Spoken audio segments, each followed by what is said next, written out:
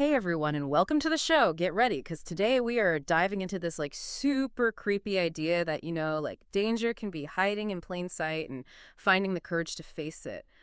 Well, sometimes it comes from where you least expect it. You know what I mean? Yeah. We're going to untangle this whole mess of secrets and suspense, and by the end, you're going to be questioning everything. This is like pure thriller stuff, folks, and you are not going to want to miss a single twist. Mm. So if you're ready to go deep with us, hit that like button and subscribe. Yeah, it really grabs you from the very beginning, Yeah. like how something that seems like a simple report can just like totally unravel a whole community and expose all this darkness underneath. Exactly. And the book we're hooked on today is See Her Die by Melinda Leigh. And don't worry, we've got a link down in the description if you want to check it out. But this isn't just some mindless thriller ride. It's about resilience, too, like that strength to keep going even when everything's falling apart around you. And this book was a recommendation from one of you guys, so we're going to really dig into those mysteries that just grab you from page one. Oh yeah, the beginning definitely throws you right into the action with this 911 call that is anything but straightforward. All right, let's break it down. It starts with this frantic 911 call, right? Muffled scream, then bam. Multiple gunshots at Gray Lake Campground.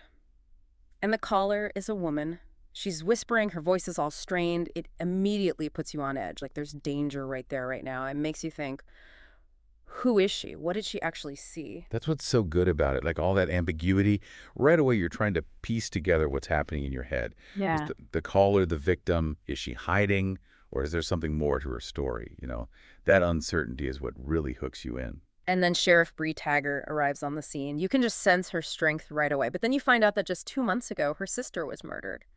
Can you imagine trying to stay focused and in charge with that kind of recent trauma weighing on you? It's more than just a backstory, though, right? Knowing about her sister's murder is key to understanding Bree. It, shapes how she sees everything. Maybe makes her even more determined, more tuned in to the potential for violence.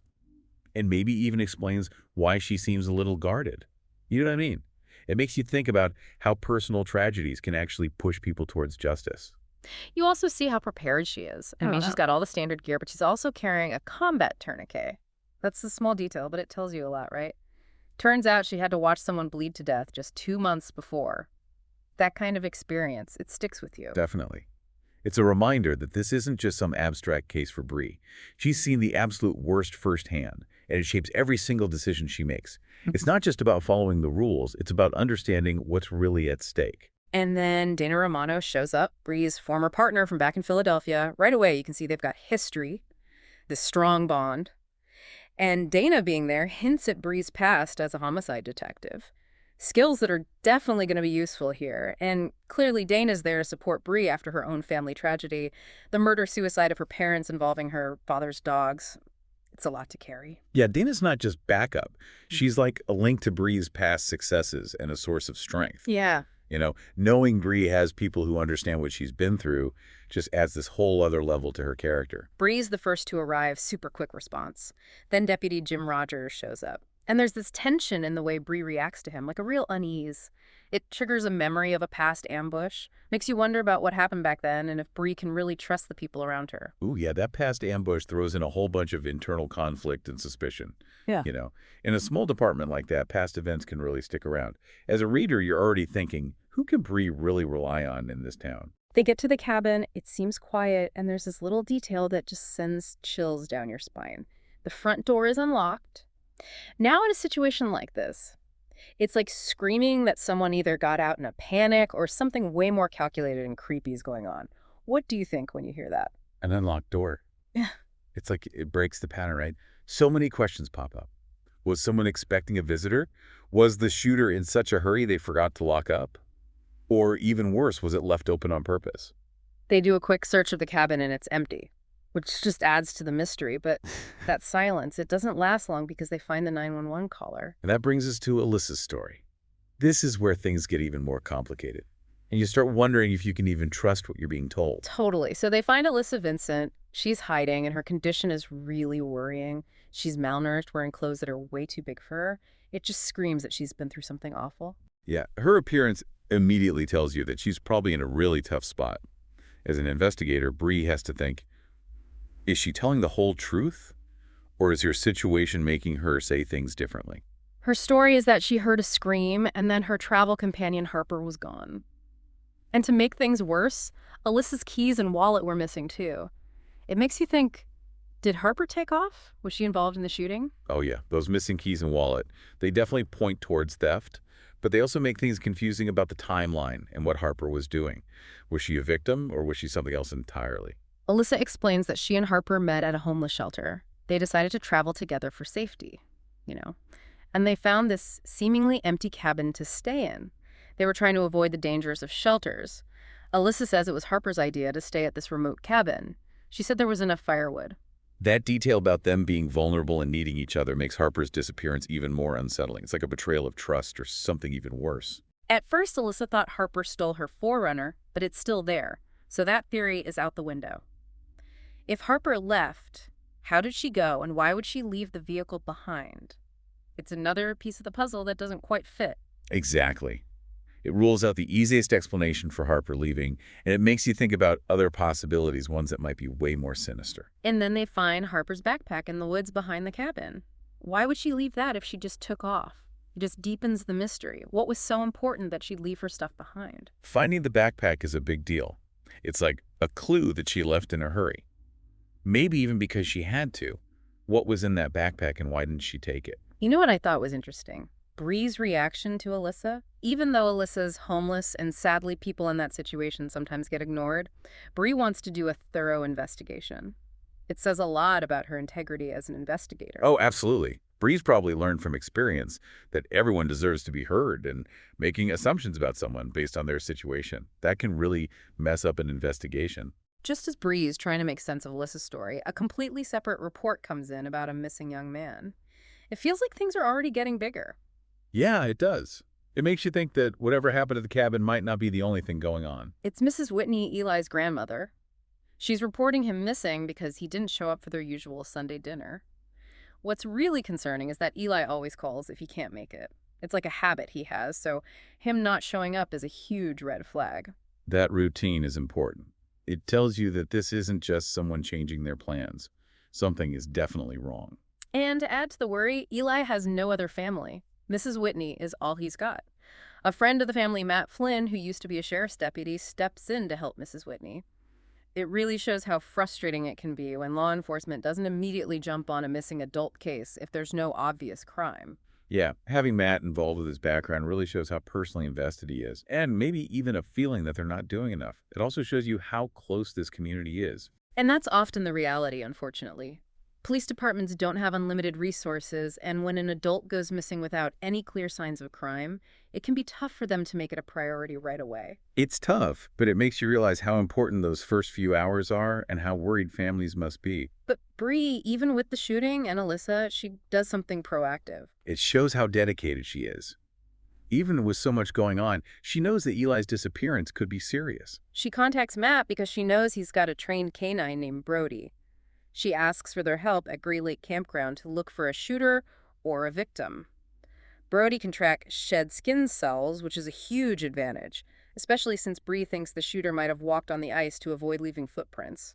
Pretty smart thinking, right? Using a canine unit with that specific skill is a great idea. It lets them search places where you might not see any clues. The search takes a crazy turn when Brody leads them not into the woods, but straight to the lake. And then Brody starts acting really strange on the ice. It's like he's picking up a scent from under the frozen surface. It's a creepy moment, for sure. Oh, for sure. That change in the dog's behavior tells you right away that this is more than just a missing person or someone running away. It's like the stakes just got way higher. And their worst fears are confirmed when they find a body in the lake. It's a young man, and their first thought is that it might be Eli Whitney. But it's even worse than that. The body has really bad injuries to the face and head, and it's been in that freezing water for who knows how long. It's a grim scene. Yeah, those injuries and how long the body's been in the water definitely points to foul play. And it also makes it way harder to figure out who it is. Bree jumps into action right away. She secures the scene and calls the medical examiner and the forensics team. Every little thing matters now. That shows how experienced she is at dealing with serious crime scenes. Protecting the evidence from the start is super important. The forensics investigation starts with taking pictures and making casts of tire tracks and footprints in the snow. It sounds simple enough until you realize it's white footprints on white snow. That's tricky. Their solution: gray spray paint. They use it to create contrast so they can capture those little details that could be crucial. You never know what might crack the case wide open. That's a perfect example of how you have to be creative with forensics. You got to adjust your methods to the environment and conditions. Casting the tire tracks in that freezing weather takes some thinking, too. They actually add snow to the dental stone mixture to cool it down. That way, the heat from the chemical reaction won't melt the snow around the tracks before the cast hardens. It's all about protecting the evidence. Right. Getting a good cast is really important for later analysis. It shows just how meticulous forensic science has to be. While all this is happening at the lake, Bree has this short but telling encounter with a reporter named West. He asks her about a potential eyewitness to the shooting, which immediately puts Bree on guard. She won't comment on an ongoing investigation, which is normal. But the fact that West even knows about a possible eyewitness, it makes you wonder if someone's leaking information. That could really mess things up. That little conversation brings in the whole idea of pressure from the media and the possibility of leaks from inside the police department. That can really throw a wrench in an investigation. While the team's working at the lake, Bree goes back to the seemingly empty cabin. They do another, more thorough search looking for anything they might have missed the first time. It's good investigating.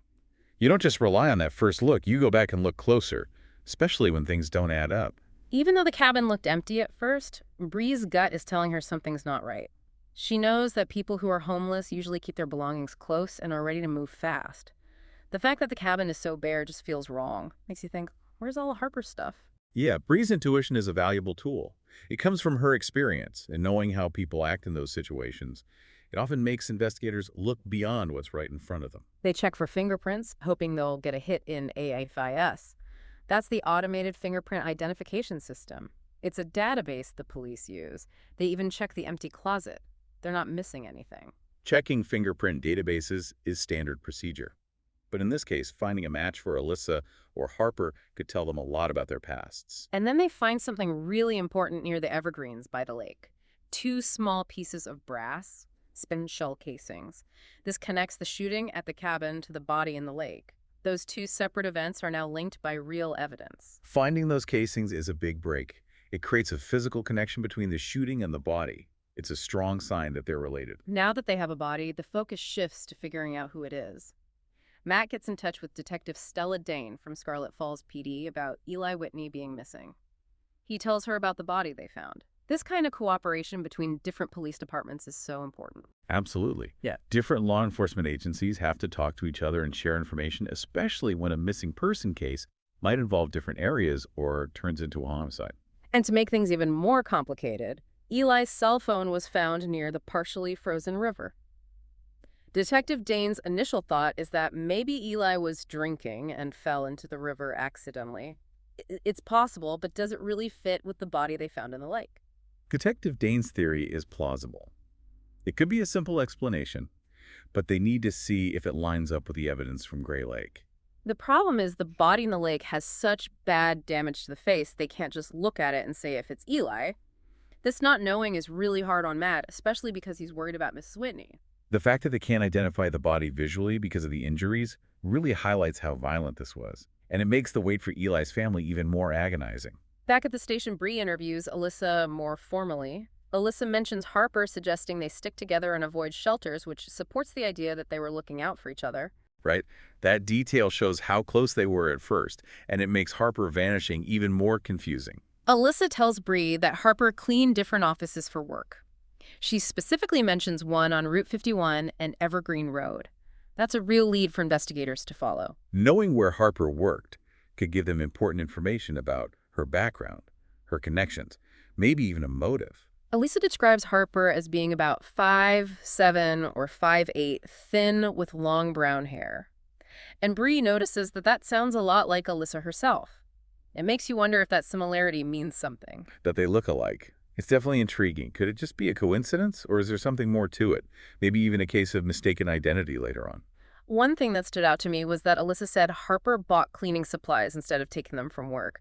That shows she was planning ahead and maybe wanted to keep her activities separate from her job. Yeah, it suggests she was thinking ahead and wanted to stay under the radar, which is interesting considering her situation. When describing Harper's personality, Alyssa says she was kind of particular, maybe a little OCD. Those little details, even if they seem small, can sometimes give you clues about someone's habits and how they act. It's true.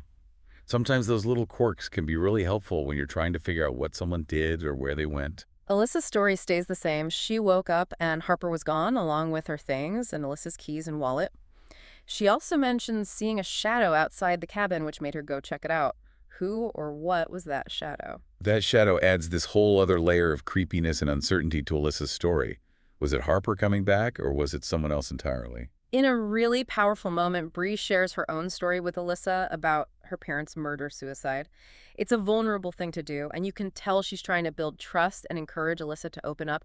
That takes real courage. Bree being willing to share something so personal shows how much empathy she has and how she knows how to connect with someone who's also been through something terrible. It's a way to build a connection and get Alyssa to be honest. Bree also reminds Alyssa how much danger she was in if the shooter had found her hiding in the cabin. It makes it clear how serious the situation is. Right. It shows how real the threat was to Alyssa and how important it is to solve this case, not just for the person who died, but for Alyssa's safety too. And finally, Bree tells Alyssa that they found a man's body, but it wasn't Harper. That must have been a lot for Alyssa to process all at once. It definitely rules out one possibility, but it makes the main mystery even deeper. Who was at the cabin, and how did that man end up in the lake? Later on, Matt goes to see Bree at the station, and she offers him something pretty interesting. This feels like a turning point, not just for the case, but for Matt too.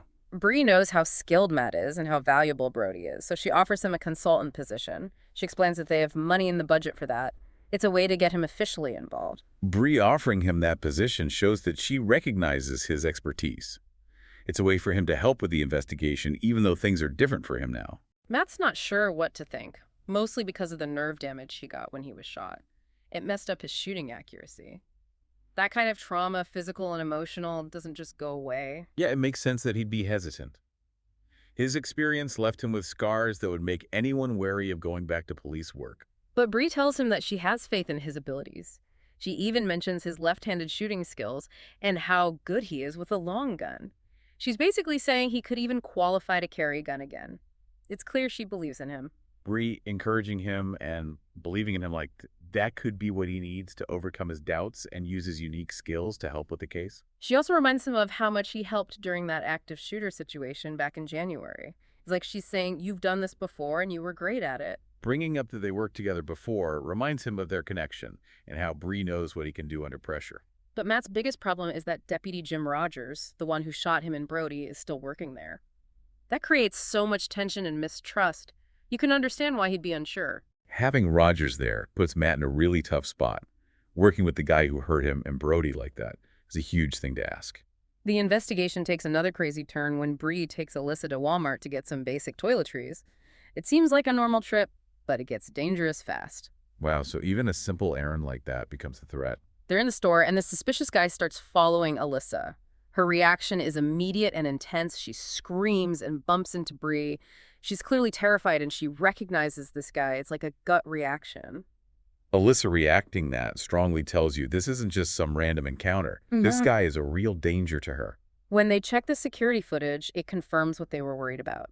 They see a man in a baseball cap near Alyssa, and there's this really specific detail, a Texas-shaped scar or birthmark on the back of his hand. It's the kind of thing you don't forget. That unique mark becomes a crucial clue. It could connect this guy to other parts of the case or even other crimes. Bree realizes how dangerous the situation is, and she tells a deputy to stay with Alyssa at the Evergreen Motel and make sure she's safe, at least for now. Putting a deputy to guard Alyssa shows you how serious the threat is and how much Bree wants to protect a vulnerable witness. While that's happening, Bree goes through Harper's backpack that they found in the woods. She finds something that just raises more questions about Harper's life and what she was doing. Whatever's in that backpack could tell them a lot about Harper's past, her reasons for doing things, and maybe even if she's involved in what's going on. Inside the backpack, they find jewelry in plastic bags. That immediately makes you think about theft, and it could connect Harper to other crimes. It suggests she might have been doing more than just traveling with Alyssa. Finding the jewelry definitely points to the possibility of Harper being involved in burglaries or something where she stole stuff.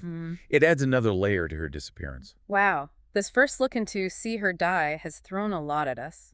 Hidden dangers, secrets from the past, and more questions that are just plain unsettling. Definitely. The way Melinda Leigh ties together all these different things, the shooting the missing person, the body in the lake, it makes you realize there's a bigger story here. Absolutely. So thank you so much for joining us on this deep dive into See Her Die. We've only just scratched the surface of all the twists and turns that Melinda Leigh has in store for us. What stuck with you the most from this beginning part of the investigation?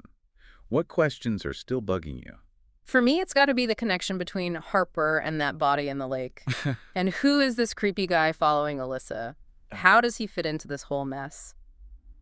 We want to hear what you think. Tell us your favorite part, what surprised you, or any theories you have down in the comments. And if you enjoyed this deep dive, please like and share it with anyone who loves a good thriller. This first part really leaves you with some scary questions. What does that body in the lake really tell us about the shooting? And how is Harper, with all her secrets, connected to what's happening? What's hidden beneath the surface in Gray Lake Campground? It's definitely something to think about.